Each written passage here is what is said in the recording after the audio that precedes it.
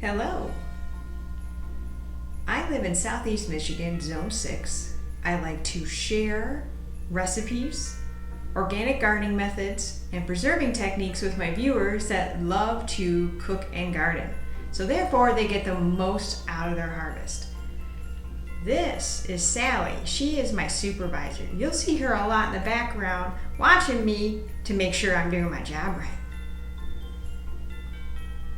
In today's episode, I will be making bundt cakes utilizing my jam that I made, which is maple bourbon apple jam made by local apples. I wanted to take the time to show you a few things that I'm using and why they're important. I made my own vanilla extract and I did it in bourbon.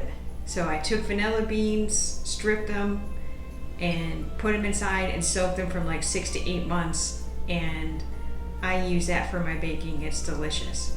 Some people use vodka. I like the bourbon because it takes the vanilla bean and makes it rich, so I highly suggest that. The sour cream that I'm using has 0 lactose in it. I will have the brand name in my description box below with my recipe. I use full fat on both dairy products. I like the Fairlife because it's ultra filtered and it's lactose free. I have family members who have issues with lactose, so I have to consider that. There is an amazing cider mill / hard cider. It's called Blake's in Michigan. It's an awesome tourist spot I visit several times a year. They have the best Mulling Spice. So I take 4 packets of this, I grind it into a powder, and I use 1 teaspoon of it because it's absolutely amazing. And this is so holiday flavor, and it's the absolute best. The flour I prefer to use is King Arthur Organic because it's unbleached. So therefore, one, it's a little bit more flavorful because it's unbleached and more nutritious. KerryGold is the butter I prefer because it is Irish butter that the cows 100% are grass-fed. It is such a dark, rich color, and I use unsalted, so therefore when I put the salt in, it doesn't mess with the recipe. I have soaked dried cranberries that had low sugar, none added extra, in Grand Marnier. Now the alcohol burns out of it, so you won't taste it, but the flavor of the cognac and the orange liqueur is in there. Going to start off with the butter in the KitchenAid mixer bowl. Make sure that you're using room temperature because it's a lot more malleable and easier to work with.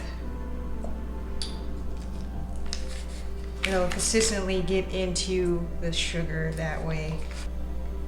Place in the sugar. I like to use organic cane, and you're going to use the dough paddle here, and it will work in the KitchenAid mixer until it's light and fluffy.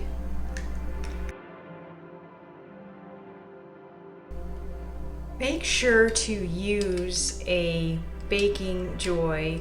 It has flour mixed in with the nonstick.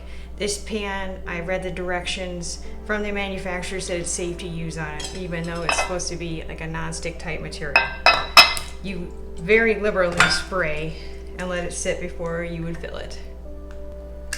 I have just sprayed, and to make sure it gets in all of the crevices, I take a nice brush like this and I go through and get all of the inside to make sure it's evenly coated. That way I have no problems. I have the 3 cups of flour here.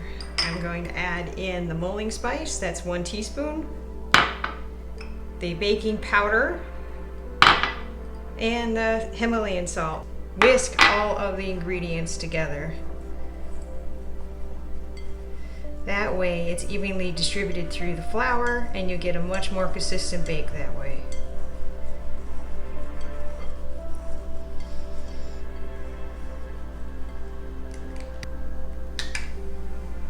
I combine the sour cream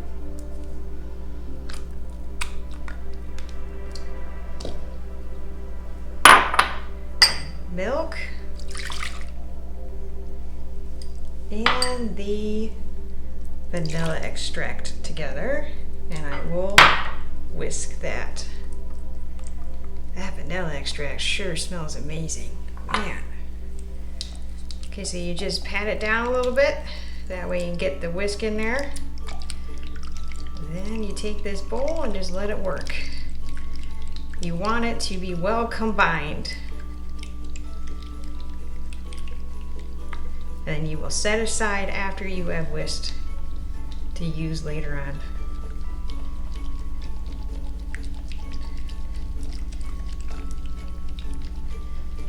That looks pretty good. Add in the eggs 2 at a time. I separated them 2 small bowls. You're going to mix until just set on medium. Add 1/3 of the flour at a time. So what I do is I cut through to figure out what the 1/3 is, and then I will scoop it and put it into a measuring cup and slowly add it. On medium, slowly add in the flour. 1/3 at a time. You're going to alternate this. You want to do this until it's just set, because you don't want to overwork the flour. Add in half of the sour cream milk mixture. On medium, work and process until just combined. We are there. Alternating between the milk mixture and the flour and doing it to just set will ensure that the final cake will be nice and soft and delicious. Time to add in the cranberries that were soaked in the Grand Marnier. Just put them all around. Take the jam, do little bits at a time. You take more dough and just add it on top of that.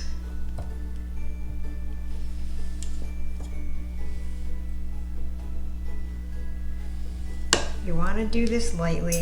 I like to use a butter knife for this. That way I can have a little bit easier spreading. I'm going to add in more jam and cranberry, and then I will do the final top. With the Bundt pan, you only want to do 3/4. I'm almost there, but I definitely want more jam and cranberries in here.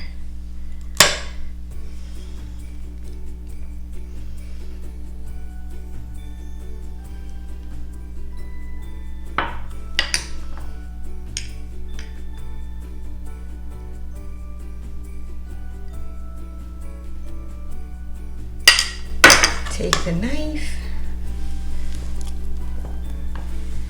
and just kind of do a gentle mix like that. That way you got a nice even swirl all the way around.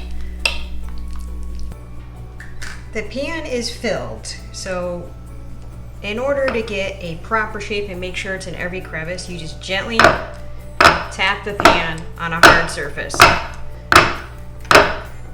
It'll make sure everything gravity-wise will fall right in.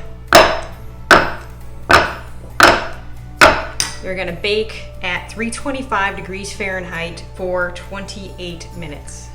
It has been 28 minutes and I'm going to use my butter knife. Go in, and if it comes out clean, I'm good.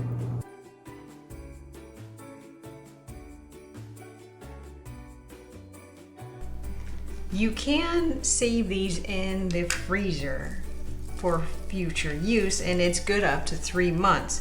The flavor wise, it'd be the best the sooner you can eat it. So I suggest eating it within a month, but it could store in 3, it'll just lose a little bit. So what you do is you take some cling wrap and you're gonna wrap it really good. That's gonna make sure it's sealed. Just shove it down in the center. Get some foil. Flip the Bundt cake upside down after you've done the cling wrap. Take the aluminum foil and wrap.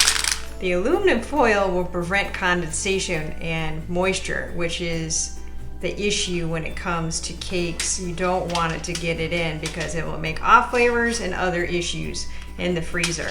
So using both cling wrap and foil, then put everything in a freezer Ziploc bag is the ideal way to freeze your cakes.